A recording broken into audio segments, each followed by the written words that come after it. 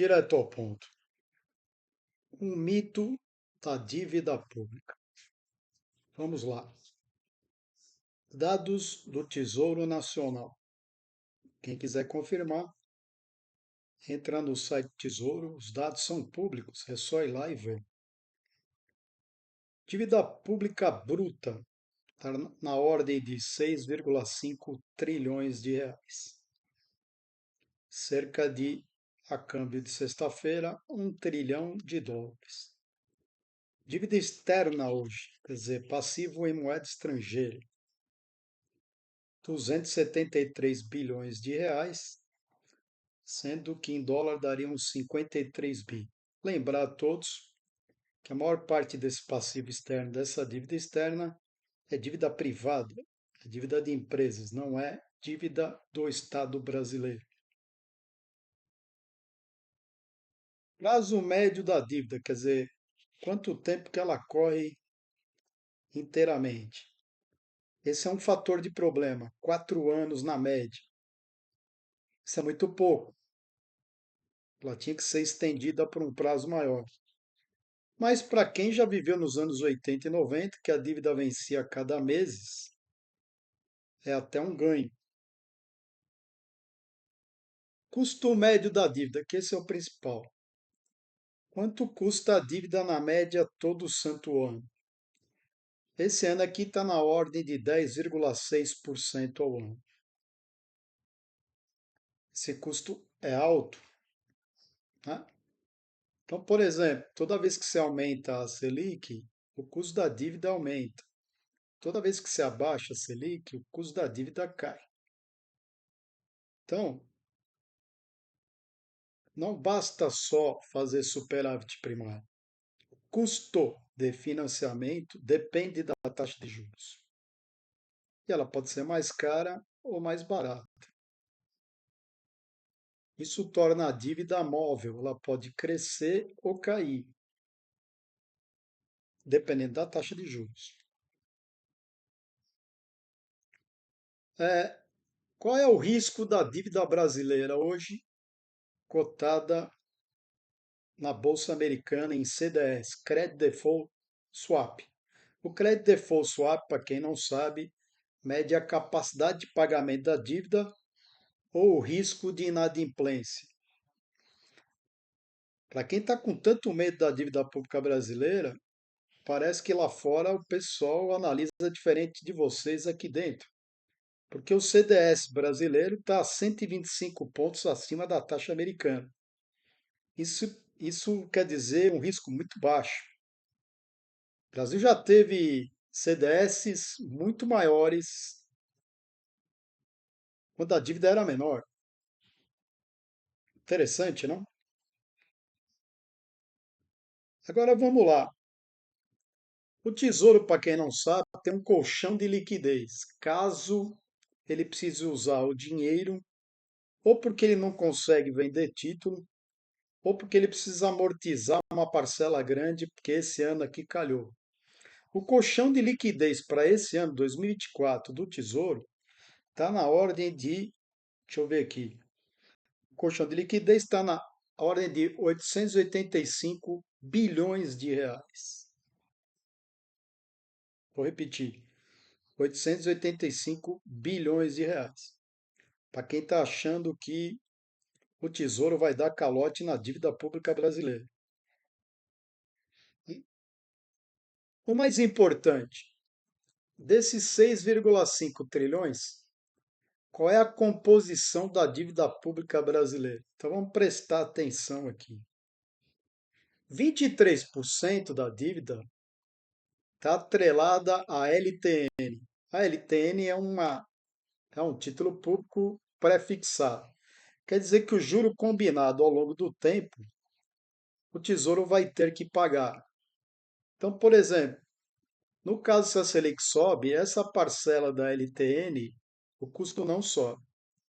Em compensação, se a Selic cai, as LTNs prometidas vão ter que ser pagas no juro antigo. Porém, as novas LTN faz o custo da dívida cair. Se a Selic sobe, ao contrário, o custo das novas LTN faz a dívida subir. 23% em pré-fixado. Tá? 30% está em título IPCA, são as famosas NTNB. Qual é a questão desses 30%? Ele é inflável, ele é móvel, ele não é constante. Por quê? Se o IPCA sobe, automaticamente essa dívida sobe. Se o IPCA cai, automaticamente essa dívida cai. Então, para aquele pessoal que não conhece bem a composição da dívida, a dívida pode crescer ou subir dependendo dos juros, dependendo do IPCA. Eu não estou dizendo que as contas públicas não devem estar ordenadas de maneira organizada, mas não é só isso que depende da dívida pública. Tem a questão do custo simplesmente dela. 5% está em cambiais, as NTNDs antigas, é muito pouco. E a maior parte da composição da dívida está nas LFT, 42%, que são os pós-fixados. Essa parte da LFT, que é quase metade da composição da dívida, essa é a mais importante. Por quê? Se a Selic cai, automaticamente essa parcela da LFT cai. Se a Selic sobe, essa parcela da LFT sobe. Então, para quem não conhece a composição da dívida pública, como quase uma boa parte da dívida está em pós-fixado, tá? Então, o que acontece? O juros subindo ou caindo da taxa Selic faz essa parcela da dívida subir ou cair. Então, vamos dar um exemplo aqui. Né? Pessoal que fala problema fiscal. Se você tem um problema fiscal que faz o juro subir, é o cachorro correndo atrás do próprio rabo. Por quê? Porque o juro sobe, a dívida sobe, o juro da dívida sobe e o custo da dívida sobe. Então você está sempre correndo atrás. Por quê? Porque a composição da dívida pública brasileira não é em pré-fixado, por exemplo, sua maior parte, como é nos Estados Unidos. Aqui a gente tem quatro tipos de títulos diferentes que podem fazer a dívida subir ou cair, dependendo da inflação, dependendo da Selic. Será que é muito difícil raciocinar isso daí? Os números estão lá, gente. Parem de olhar bobagem, vão lá ler. Faz a pesquisa aqui que nem eu fiz. Mas eu estou explicando aqui para quem não faz economia. E agora o principal, o creme de la creme da dívida pública brasileira. Pô, porque vai dar calote, porque 2030, porque 2100, porque em 3000, porque o diabo a quatro, né? Quem detém, quem são os credores maiores da dívida pública brasileira? Os dados são do Tesouro Nacional, portanto eu não estou inventando. E eles são publicados. O Tesouro nunca esconde nada a respeito disso. Então vamos lá. Os fundos de previdência, tanto privados como públicos, detêm 24% do total da dívida. Tá? Numa dívida de 6,5 trilhões, quer dizer que só os fundos de previdência, tanto público como privado, carregam mais de 1 trilhão da dívida.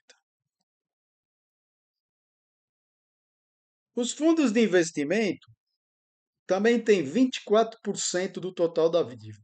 Quer dizer que o total dos fundos de renda fixa e de investimento que tem título público federal, esses fundos têm em suas mãos mais de 1,2 trilhão da dívida brasileira. Os bancos, as instituições financeiras, têm 28% do total da dívida, quase um terço do total. Vou repetir, quase um terço. 30% da dívida hoje chega à casa de 2 trilhões. E aí vamos parar para discutir um negócio interessante. Os economistas-chefe de banco falam todo dia a mesma ladainha.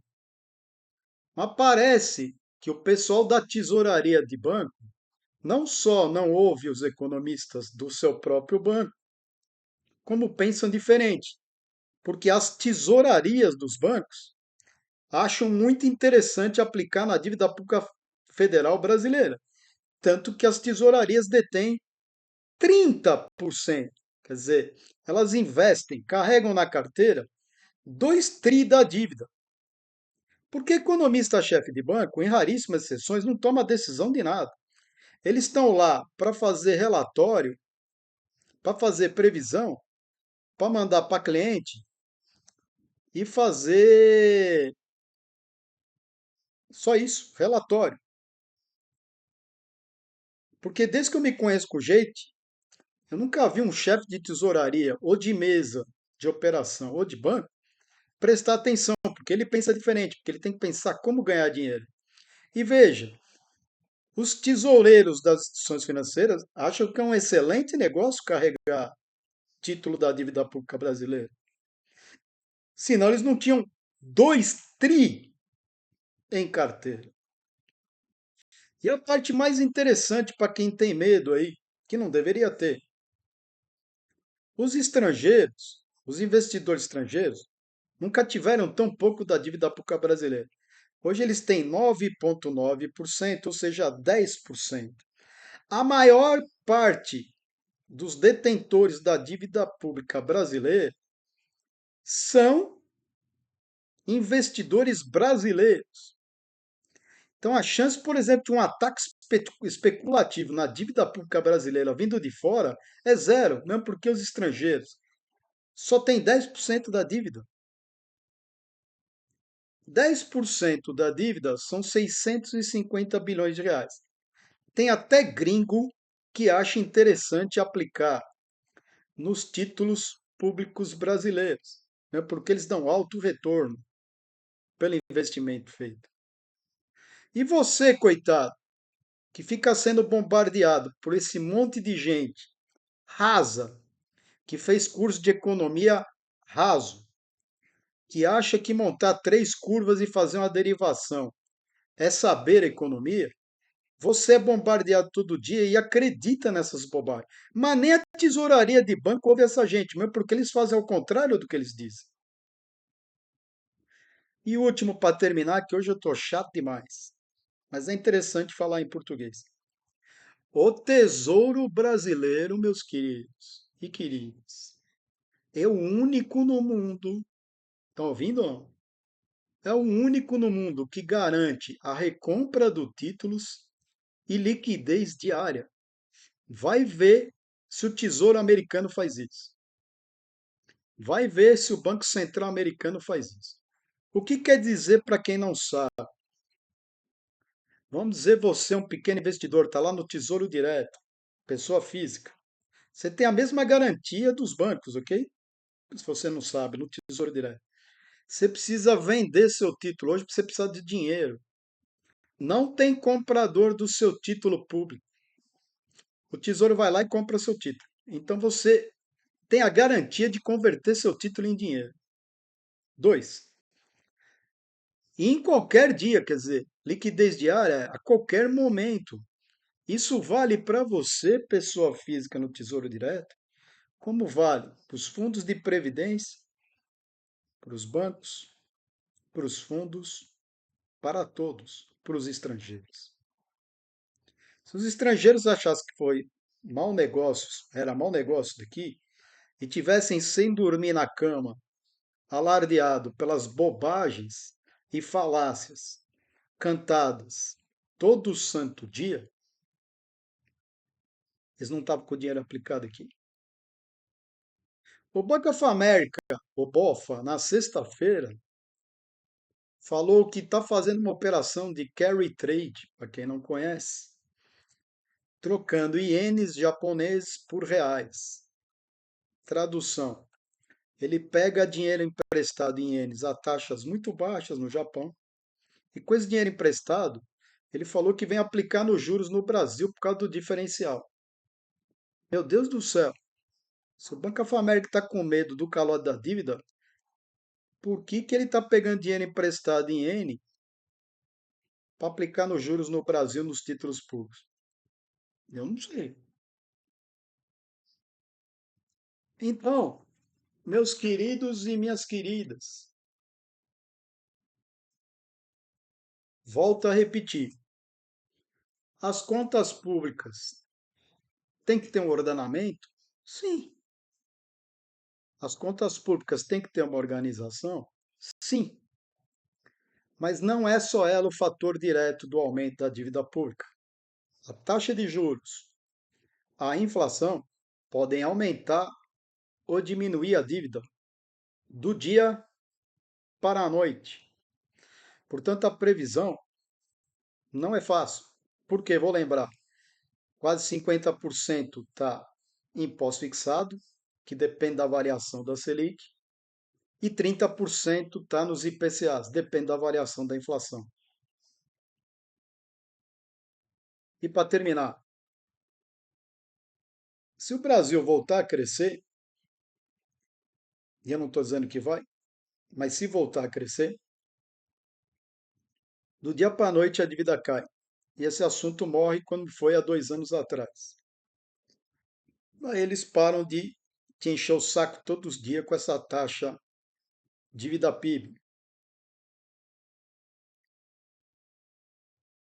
Um abraço a todos. Espero que tenha podido esclarecer para vocês.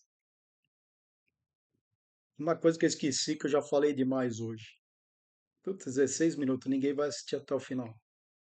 Nenhum governo brasileiro, desde o Plano Real em 1994, deu algum calote da dívida pública brasileira ou deixou de pagar os juros. Não houve nem suspensão de juros, nem calote. Nenhum. Nem um. Nem na crise de 98, quando o Brasil quebrou, nem na crise das .com em 2001 e nem na crise mundial de 2008. Investimento em dívida pública brasileira com garantia de recompra e liquidez diária, tá? É como se fosse um real com juros líquidos. Por isso que todo mundo, os bancos guardam aí. Porque é um real que paga juros e ele tem esse real a hora que ele bem entender. Tem recompra e liquidez diária.